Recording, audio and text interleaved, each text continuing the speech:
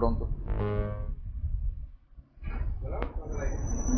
Presentas Muy buenos días, pues estamos aquí en el programa Actualiza tu Historia. Hoy tenemos un invitado de lujo, directamente desde el viejísimo continente. Él no está tan viejo, pero el continente sí. Y vamos a platicar del tema de la semana pasada. Nos quedamos muy clavados en Hitler, hubo muchos comentarios. Hitler es un tema que no ha dejado de dialogar al respecto, de analizarse, de investigar, de explorar. Hay muchísimo que hablar con respecto a este personaje y su impacto en la historia del siglo XX, y como podemos ver hasta en el siglo XXI seguimos pensando en él, hablando, mencionándolo, analizando, reflexionando en torno a ello.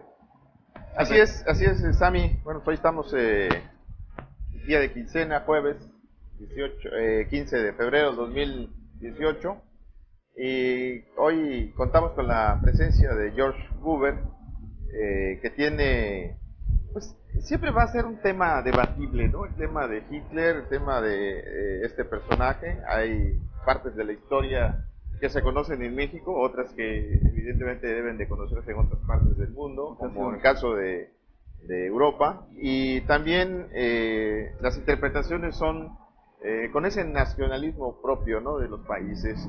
George, ¿cómo estás? Muy bien, buenos días, gracias de recibirme en esta emisión tan cultural y tan profunda que es justamente Actualiza tu Historia.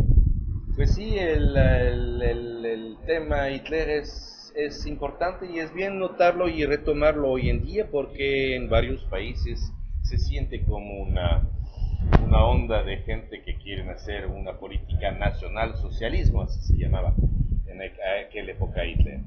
Hay que decir que Hitler, con todo lo que sabemos de él y la crueldad, y no estoy aquí para perdonar, claramente que no, pero para analizar la situación. Pero vemos que en aquella época él tentó 3 veces de llegar al poder de manera democrática y fue electo democráticamente. Solo que un gran detalle: en 1929 la crisis toca el mundo entero, Alemania está derrotada, casi toda Europa.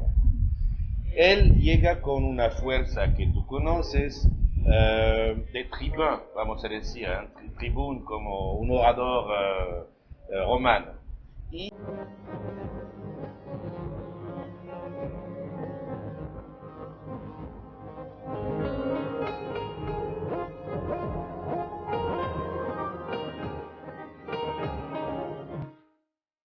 la cual se encuentra Alemania, empuja a los alemanes a seguir, vamos a decir, este león, este tigre cruel.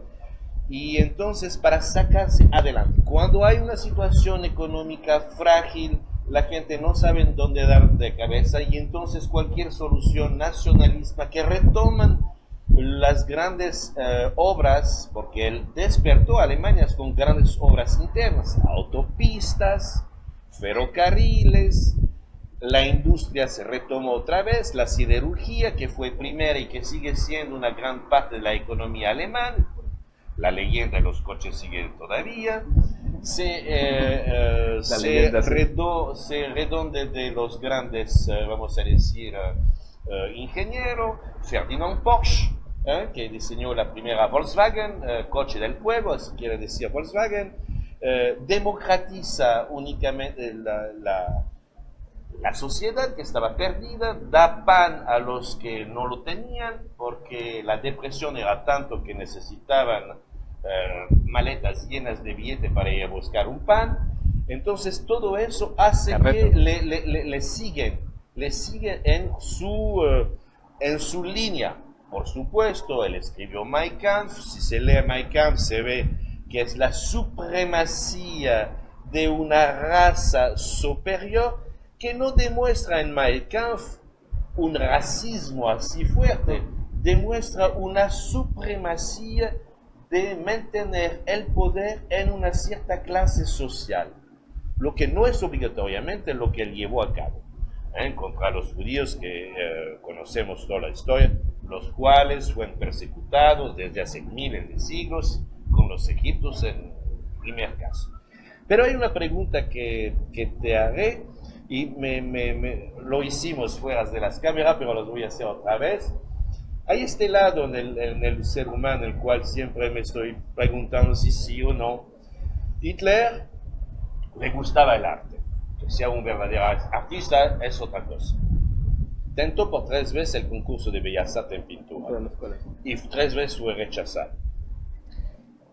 Me pregunto si esto no hubiera cambiado el rostro del mundo, sabiendo que cuando él llegó al poder extremo, él hizo regresar a sus profesores que le habían juzgado y que se pongan de rodillas frente a sus obras. Entonces aquí hay la perversidad del demonio que estaba en él, pero quién sabe. Prefiero tener esta fe que hubiera sido otro mundo. Bueno, es excelente pregunta. Es una pregunta que ya se han hecho muchos historiadores, hay textos inclusive. Hay un texto muy bueno, fue una discusión justamente en Francia, hace algunos años, en los 80s, la Escuela de los Anales, una escuela de historiadores muy buena que nace justamente en la Sorbona, y en la Sorbonne, ¿dirías tú? Y que discutía sobre qué tanto estos detalles de la historia habrían cambiado el rumbo de la humanidad. La discusión iba en torno a un artículo que trataba sobre la nariz de Cleopatra, ¿no? Era un poco una broma, ¿no? ¿Qué hubiera pasado si la nariz de Cleopatra hubiera sido más fea o más bonita? Claro. Entonces, quién sabe si Julio César se hubiera impactado, Claro.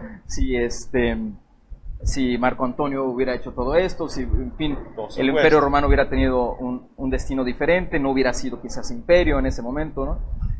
O quizás Egipto, en fin. Todo este escenario que cambió durante la época de Roma a raíz de la aparición de Julio César, su asesinato y el nacimiento del imperio, la muerte de la República Romana y el nacimiento del imperio. Y es un poco un juego, porque lo que la mayoría de los investigadores dicen en ese sentido es que el imperio era inevitable, ¿no? Si no hubiera sido Julio César, hubiera sido otra persona quien lo hubiera instaurado, quizás unos años después. Aquí la pregunta es, ¿hubiera sido igual? ¿Hubiera habido otro Hitler?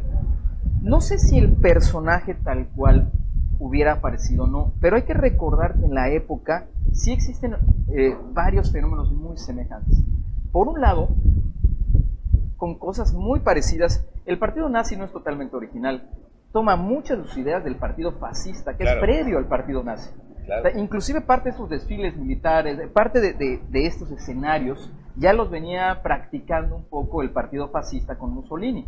Es cierto que Mussolini no tenía el carisma, bueno, ahora los investigadores lo saben, ni estas cualidades teatrales tan agudas que tenía Hitler. Mussolini era muy teatral, pero no tenía un equipo de asesores tan bueno atrás que sabían aprovechar este gran actor que era Mussolini. Mucho mejor actor resultó Hitler, y además con un gran creador de escenarios y sobre todo una persona con extraordinaria habilidad para hacer eco a sus mensajes, que bien decías tú, es Goebbels, y que todavía se considera uno de los maestros iniciales de la propaganda política del siglo XX. Ahora bien, tampoco es cierto que la gran propaganda política nace con Goebbels. La intentan primero los soviéticos, que lo primero que hacen es invitar a los grandes artistas, pintores, músicos de la época a que colaboraran a educar al pueblo. Ese era el argumento. Entonces, con esto crean los primeros grandes murales. Esta idea de educar masivamente nace primero en la Unión Soviética. Entonces tienes dos corrientes que ya están sucediendo en el mundo. Tienes una tercera corriente que es todavía más fuerte. El Estado debe controlar la economía a raíz del trauma de 1928. Entonces, 1929. Entonces, como ya es una tendencia internacional en Occidente, Hitler lo que hace es que reúne estas cosas muy bien y las refleja en un pueblo que estaba listo. Y que quizás no hubiera sido igual si Hitler hubiera nacido en Inglaterra o en Francia en la misma época. De entrada, Alemania es un pueblo que está derrotado, pero que no está eliminado. Si pensamos un poquito en Maquiavelo, y recuerdo sufre mucho, sufre sí, mucho, pero no está función de la Primera Guerra Mundial y el pacto que se hizo. Sí, pero el recuerdo sufre mucho. Sí. De entrada, la generación de los que habían sido derrotados en la Primera Guerra Mundial están vivos. Son los papás ¿Sí? de los que van a ser inmediatamente soldados. Si hubiera pasado quizás una generación más, no sabemos si hubiera habido el mismo eco. Los papás están frustrados, traumados, pero además, la derrota de Alemania... Yo iba a mencionar a Maquiavelo. Maquiavelo decía, si tienes un pueblo que está acostumbrado a ser libre y lo controlas, tienes que exterminar su sustento, aquello que lo hacen hacer. Esa es la recomendación que va a hacer efectivamente Cortés al desbaratar Tenochtitlan, que era el sustento de los mexicas. Bueno, esto no le pasa a Alemania. Alemania no es invadida en la Primera Guerra Mundial, es derrotada, acepta su derrota, firma un tratado terrible, pero el país se mantiene intacto en cierta manera, con una crisis económica que el alemán considera completamente injusta. Hay que recordar que apenas los abuelos habían ganado a Francia, los prusianos le habían ganado a Francia, y era el ejército prusiano en su momento, de lo cual una parte de los alemanes son prusianos, era el mejor ejército de la época, al grado tal de que el ejército porfirista se vestía como prusiano, por decir algo. Los soldados norteamericanos de 100 años atrás se vestían como prusianos. Había influido en todo el mundo. Los japoneses se vestían como prusianos. Entonces, tienes un país muy orgulloso, con un fuerte nacionalismo, derrotado en una guerra en la que no merecían, desde su perspectiva, ser derrotados, y menos en esas condiciones.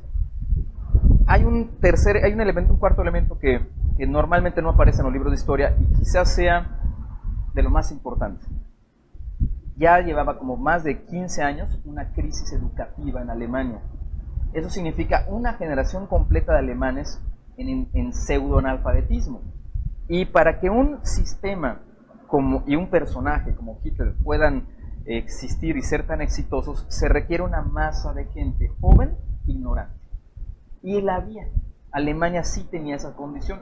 Es difícil pensar en una Alemania ignorante cuando pensamos en tantos ingenieros alemanes. Esto es un ejemplo ruso, pero es una realidad. Y es un ejemplo italiano también, sí, que el Duce había puesto en adelante, es decir, retomar la educación, y es lo que hicieron. Se llaman los hijos de la loba, ¿no? Sí. Y entonces formó ahí... A Rómulo y Remo. Sí. Al principio tienes totalmente razón. En esto la educación tenía que ser retomada. No era un pueblo de ignorantes, era un pueblo en el cual no se repartía de manera equitativa la educación. Así es. Y en esto hubo la suprema idea inteligente de tomar a la base lo que todos sabemos, es que cuando tienes una cierta educación con unas ciertas doctrinas, pues es más fácil controlarte después. Efectivamente. La pregunta también es... supuestamente lo que relevaste a través de las generaciones de la historia, y no propiamente, obviamente, la de Hitler y de Alemania, hablaste de cultura. Y si nos damos cuenta, la cultura es un vehículo en el cual mucha gente se apoya en esto para retomar bases ideológicas. Sí, aparte de la religión, así es. que te ponen en un cuadro. Sí. Y puede ser algo muy importante y muy relevante, porque fíjense, este señor era un dictador, lo sabemos, con un lado artístico, las dos cosas mezcladas. Sí. ¿A dónde eso llega? Quiere decir que cambiar el arte puede ser abusado y llevar a cabo cosas muy feas, por supuesto. Hay un detalle también. La implicación de Hitler en la Segunda Guerra Mundial, hay que recordar que él no quería entrar, los ingleses lo empujaron a hacerlo. Acuérdate de la apertura que tenía en el Bósforo, con la apertura del puerto en el mar. Él discutió durante unos 2-3 años para decir no quiero, no quería. Y cuando él entró en la guerra, él sabía muy bien que estaba haciendo una tontería y que iba a un fracaso. Pero como tenía la industria fuerte y el respaldo de una gente que lo seguían en su doctrina, pensó que su falla fue atacar a los rusos, que primero fue sus aliados. Nadie le entra. Hasta en la fecha a Putin no le vamos a tocar. Pero eso es capital. No quería entrar en la Segunda Guerra Mundial. Entonces fue empujado a hacer esto. Sí, tiene razón. En el tema, perdón, ahí de lo que dice George, de que fue prácticamente impulsado por la Gran Bretaña, Inglaterra en este caso, esa parte no estaba dilucidada en su libro Mein Kampf, no preveía, o nada más preveía la llegada al poder. No, Mein Kampf es un libro cortito de unos pensamientos vamos a decir, ideales sobre cómo tendríamos que gobernar un plan. Maquiavel lo hizo, otro lo hizo y Hitler lo intentó. En Mein Kampf no vemos no percibimos lo que pasó después en el personaje. Hasta puedes decir que, entre comillas, cuidado lo que estoy, es muy humano, entre comillas, por la repartición del poder, por las clases que tienen que mandar, etc. Claro, que sabemos cómo se transformó después y que el señor sigue siendo un monstruo, no estoy disculpando nada. En Mein Kampf no se ve esto. El estrategio de los ingleses era más importante. Acuérdense las aperturas del mar, acuérdense de los negocios y las razones económicas que empuja uno y a otro. En esta época, esta crisis fue muy difícil para toda Europa. Ellos estaban con un peso muy ardiente de una derrota, de una Primera Guerra Mundial, en el cual los acuerdos les habían puesto más que abajo la cabeza, porque un país en guerra es una cosa. Los acuerdos que se hacen después, ahí es donde se juega todo. Sí. Alemania estaba casi muerta. Vamos a decir, tomo el ejemplo, misma situación en Grecia hoy, debido a lo que deben a la Unión Europea. Está muerta. Tenían que sostener esto con un pueblo creciendo y con hambre. Solución, retomar las grandes obras y retomar esta industria. Beneficio de una gran exportación, beneficio de unos amigos muy poderosos del nuevo continente como el señor Henry Ford, beneficio de unos vamos a decir, unos mercados que hizo que Alemania, muy fuerte en armamento, en tecnología, en medicina, porque el señor estaba buscando por todas las vías, en armas químicas. Así es. Un adelante considerable, claro, haciendo trabajar a la gente con fuerza y pistola. Como esclavos. Sí, claro. Bueno, todavía no, pero presionándolos mucho. Presionándolos muchísimo. Pero sí, el ascenso a Hitler es debido a una crisis fundamental. Y retomas el duce de Italia, que fue el mismo camino con menos de carisma, vamos a decir. Pero el duce es el guía. Y Italia estaba también frente a un mundo comunista muy fuerte, con una gran influencia.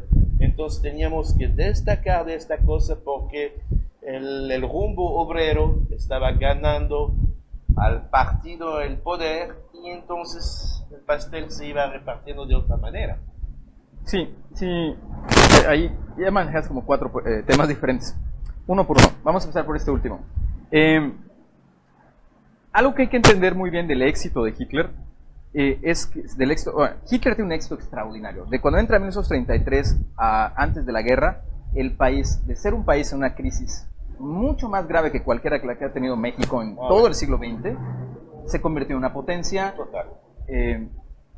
No superaba en realidad a las otras, aunque parecía que sí, pero sí en una potencia. O sea, y eso es un poquito más de 7 años. O sea, es una cifra impresionante. ¿Qué es lo que lo hace? Una idea que tampoco es de Hitler, que es una idea que también viene de la Unión Soviética, pero que es una idea que está en el planeta. La idea de que el Estado benefactor, el Estado totalitario que domina toda la economía y que además es benefactor, paternalista le agregaría, transforma la sociedad en muy corto plazo. Y eso sucede. Le había pasado a Italia, le sucedió a la Unión Soviética y efectivamente lo logra llevar muy bien a Alemania. No es una idea tan nueva, pero él la lleva, más que llevarla mejor a la práctica que los otros, tiene 2 herramientas muy buenas. La primera, que tiene una base industrial mejor que ambos países, mucho mejor. O sea, tiene más ingenieros y tiene empresarios con ya muchas habilidades para desarrollar su industria rápido. Y el Estado, o sea, la economía de todo el Estado, en lugar de irse a repartirla en otras áreas, se enfoca muchísimo en apoyar la investigación científica. No las universidades padecieron muchísimo. Todos los años de Hitler las universidades alemanas fueron muy pobres, pero sí hubo una fuertísima inversión en investigación científica, particularmente en tecnología. Entonces eso levanta al país rápido. En la otra área, ya la mencionamos, pero quizás sea la máxima aportación de Hitler, y por eso es un personaje del que todavía seguimos hablando. No hay que menospreciarlo, normalmente en la historia se nos escapa ese detalle. La propaganda es mucho más importante de lo que uno puede imaginar. Sí. Hitler, por ejemplo, el Volkswagen es un ejemplo perfecto, el auto del pueblo, el nombre es muy propagandístico, en realidad prácticamente no se vendió. ¿Ven? Pero se hizo una gran publicidad del coche. Se vendió 3 años después, en realidad no hubo el boom. Era el mismo y ingeniero, casi todo, Porsche dibujó el tanque Tigre. Así es. Entonces, en cambio, sí se hicieron los tanques, pero no se hicieron los Volkswagen. Los cuales tenían una tecnología en la cual Europa no podía soportar esto. Así es. Pero pasa en todas las cosas. Las famosas vacaciones del pueblo, la mayor parte de las carreteras. O sea, muchos de los grandes cambios que anuncia Hitler los hace masivamente y todo el mundo se entera de ellos, pero en la práctica se llevan solo parcialmente y a veces un aspecto muy parcial. Pero la publicidad que genera es impresionante. Para poner un ejemplo muy práctico de lo que hizo Hitler, si bien no se invierte ni en la escuela primaria, bueno, el equivalente a la escuela primaria, secundaria, universidad, sí se invierte en dar aparatos radiofónicos a todas las familias alemanas. Y en muy poco tiempo, Alemania se convierte en el país con más aparatos radiofónicos de toda Europa. ¿Qué es esto? Que perfectamente podían divulgar los grandes éxitos del régimen, que la gente finalmente no se podía mover para ir a verificar. Entonces, ¿qué hace Hitler que es tan innovador? Lo que hace tan diferente a Hitler sobre Mussolini, sobre el mismo Stalin, sobre otros personajes de la historia, el mismo Mao, etcétera, es que su sistema de propaganda fue mucho más eficaz. Y hay otros ejemplos históricos así. La leyenda negra en contra de los españoles fue una actividad de propaganda de como 50 años que al día de hoy todavía influye en nuestras mentes. A veces pasamos por alto elementos de la historia que, como no nos gusta tanto como humanidad, lo ignoramos, pero el rol de la propaganda o de la publicidad política del periodo nazi fue tan importante que fue copiado y ha sido copiado y sigue siéndolo por casi todo el mundo occidental y bueno, y ahora ya oriental y todo el planeta desde entonces. Entonces, los nazis y particularmente Goebbels tienen el cuidado de hacer publicidad de todas las áreas de gobierno, cosa que rara vez sucede. Por ejemplo, el uniforme del soldado alemán se lo encargan a uno... Hugo Boss. Así es. Y se lo encarga... Hugo Boss, para que la gente lo sabe, cuando van a buscar un traje Hugo Boss, pues eso todo el uniforme nazi. Todo el uniforme de la Gestapo son diseñados por Hugo Boss. O sea, tienen ese cuidado de invertir en todo lo que es imagen pública a un grado extremo. Entonces, eso le da un extraordinario resultado en una época en la que no se hacía tanto. También, si sucediera actualmente, quizás ya no nos impactaría a ese nivel, pero en ese momento es una innovación. O sea, en ese momento, si uno observa en internet y ve los uniformes militares de la misma época de todos los demás pueblos, son bastante feos. O sea, son hasta chistosos, ridículos. El uniforme italiano es lo más horrible que hay. O sea, son hasta ridículos. El de México era espantoso. Pero el alemán era muy cuidado. Y así pasaba en todas las actividades. Los edificios públicos pueden estar vacíos por dentro, pero eran impresionantes por fuera. Y Hitler, si algo tiene cuidado, es que el cine sea el que transmita sus mensajes y su labor. Que no es lo mismo el cine que hablarlo solamente en radio. Los nazis crean la hora nacional, que luego se convirtió en las horas nacionales y luego se convirtió en la radio nacional. Finalmente toda la programación va a ser ¿Te das cuenta gobierno. De lo que estamos diciendo? Sí, claro. Es bastante grave. Estamos diciendo que la apariencia, la fachada, sí, claro. es lo que más atrae a la gente y puede transformar. Y más en ese momento, ¿no? Disney, Mickey Mouse, sí, claro. bien bonito. Bueno, es de la misma época, ¿no? O sea, a lo que coinciden, voy, sí. Somos víctimas, sí, claro, de esa propaganda. De manipulación. Sí, bueno, ha sido durante toda la historia de la humanidad. Lo que pasa es que por periodos se pierde un poco y eso hace que cuando se retome llame la atención. O sea, los faraones que se vestían con ropas impresionantes, los reyes aztecas, en la Edad Media, la vestimenta de Luis XIV, o sea, siempre a lo largo de la historia los símbolos del poder suelen ser muy llamativos y marcan una distancia, sin duda en China, marcan distancia con la gente. y siempre se han usado estos aparatos de propaganda. Pero Europa venía de un siglo XIX muy austero en términos de marketing político, y Hitler lo retoma muy bien a inicios, bueno, mediados del siglo XX, y eso es un impacto total.